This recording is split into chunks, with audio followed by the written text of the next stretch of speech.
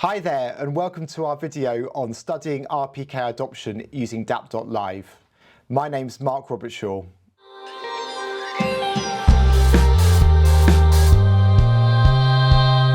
I'm delighted today to be joined by Caroline Cairo, our Senior Internet Policy Specialist, to talk about a recent project which we've collaborated on in one of the regions of the world on RPKI adoption. So, Carolina, just to start with, what is RPKI and why should we care about it? Hi, Mark. So RPKI stands for Resource Public Key Infrastructure, and it's a security framework that is used for protected internet routing. So the global routing system is one of the pillars of the internet. It's what allows the transmission and routing of packets or information over the internet. And it's an important piece of the internet's infrastructure that we could say remains unprotected and potentially vulnerable to attacks.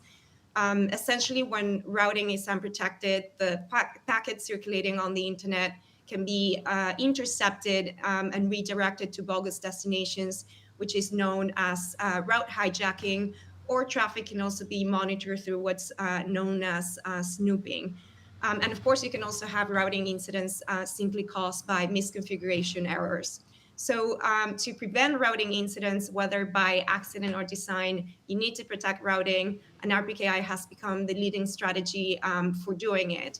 And essentially the way it works is RPKI allows you to verify who or what entity is the legitimate holder of a set of IP addresses.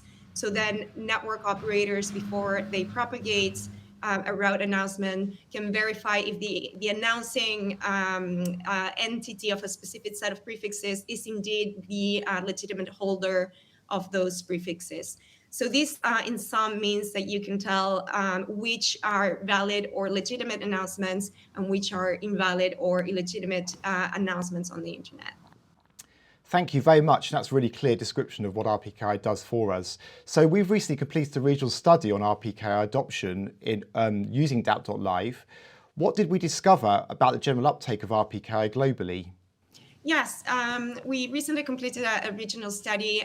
We secured a grant by ARIN, the American Registry for Internet Numbers, to conduct a study on RPKI adoption in North America and the Caribbean. And to contextualize the data, we did look at global stats for RPKI uptake. I guess the first point to make is that RPKI is a solution that's still in the process of being deployed, so we're not yet seeing universal adoption. However, current global stats are quite promising. We found that for IPv4, 43% of observed prefix origin pairs, which is our unit of study, are RPKI protected, so slightly less than half. And for IPv6, we found nearly a 50% RPKI protection at the global level. And if we look at levels of adoption in the past, we see that global RPKI uptake is generally on the rise, which is good news. But what's really interesting is also to look at validation results. So say for IPv4, the existing level of protection enabled to identify some 16,000 route announcements that were invalid.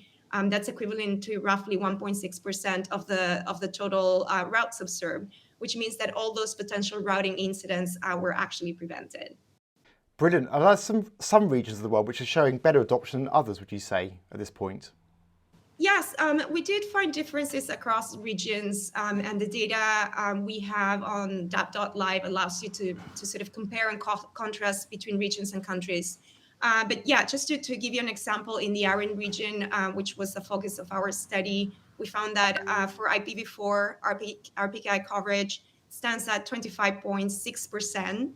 So that's below the global RPKI coverage level of 43%, whereas for IPv6, RPKI coverage stands at 50.5%, so very much in line with the global coverage. Interesting. And I guess you've already mentioned IPv4 and IPv6. In the global picture, is there a big difference between adoption in those two spaces, or would you say they're fairly comparable? I think there are differences, but these vary by country and by region.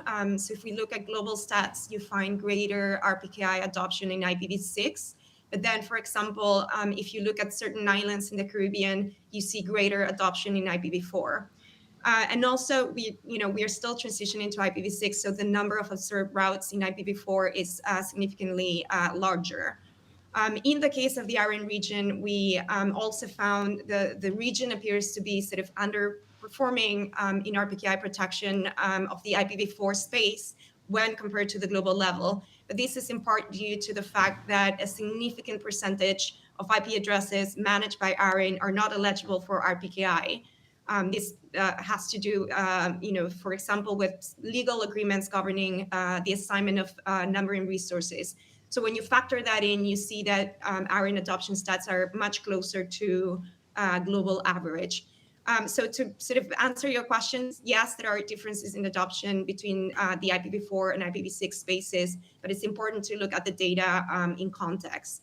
And I think what's interesting about the RPKI data that we have on the DAP.LIVE is that it does enable different audiences, including researchers, operators, policymakers, to have a look at the data and explore the dynamics both at the regional and the country level, or even perform personalized queries by ASN or prefix. So it's definitely a resource for the internet community to use.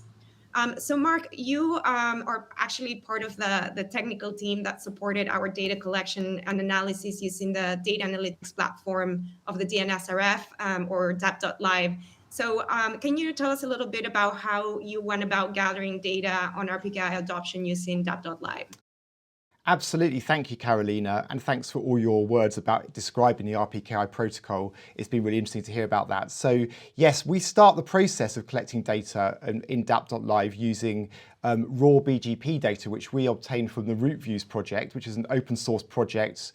From that, we get sort of fairly raw results. In fact, we get about 60 to 70 million results a day of effectively of BGP announcements. And these are collected from nodes distributed across the world. We look at sort of a number of nodes at different points in the globe to get a really clear picture of which routes are actually being published at a point in time. So we're not relying upon historical data, but we're as up to date as possible. So we start with raw data. As you can see at the bottom of this screen, there are two key items that we get as part of that data. One is an announced prefix, and we're looking at sort of prefix, network prefix as the key identifier here, but also the ASN. So what we have from the BGP data to start with is which ASN is effectively publishing a given route at a given point in time. And that's a sort of key starting point for looking at RPKI measurements. So onto the next screen here, we then look at the process of how we take that BGP data and then convert that and resolve whether that particular route is valid or invalid for RPKI. So we use a piece of software called Routinator, which takes as input these prefix pairs and basically assesses whether a given route, a given prefix is currently valid, invalid, or not found for RPKI. So we can get a sense from using that tool as to whether which routes are valid or which routes are protected by RPKI more generally. So we start by distilling the problem down from BGP data, convert it into sets of prefixes, which are then summarized and then looked up in that sort of way. Wonderful. And DAP.LIVE actually hosts multiple databases, right? So how were you able to use other data sets on DAP.LIVE to provide information on adoption in different regions and countries? Yes, so the key extra bit of information that DAP.LIVE has is data we obtain daily from the regional internet registries, of which there are 5 globally. And so these contain really important information about the geographical locations in particular of different ASN providers. So by using data we obtain, there are 2 data sets of interest here. There's one which is still on the left on this slide here, which is the lookup of which country codes ASNs are sort of hosting their services, which is the key identifier for countries. We also have further ASN metadata available from our the RIR data we collect daily, which enable us to look up sort of friendly identifiers for these ASN numbers, which are just simply numbers on the internet normally. So those 2 datasets gives a lot more rich access to data and allow us to categorize routes by country and also provide more data about the providers as well. Wonderful. And to wrap up, data sets on routing can be quite large. So what tools does DAP.LIVE offer to make the visualization of this data more straightforward? Yes, so DAP.LIVE has been developed to be a really generic platform for data analysis. So that provides tools built in to allow summarization of data and also representation of data in a visual format. So here is a good example of the RPKI data that we gathered representing different formats. You can see we have a range of summarizations in the form of charts. We have breakdowns, total statistics at the top there. We also have breakdowns in different tabular formats of the data by country, by ASN provider, by IPv6 and IP4 adoption. But using the tools we have available, particularly the graphical tools, we can provide a bird's eye view of lots of data in one place and be able to, for this particular study we did together, we were able to provide some very key summarizations for the clients, which really helped them to understand the problem space we're investigating here. Okay, wonderful. Thank you so much, Mark, and everyone else. Thank you for watching us today. For more information, you can visit our website, DNSRF.org.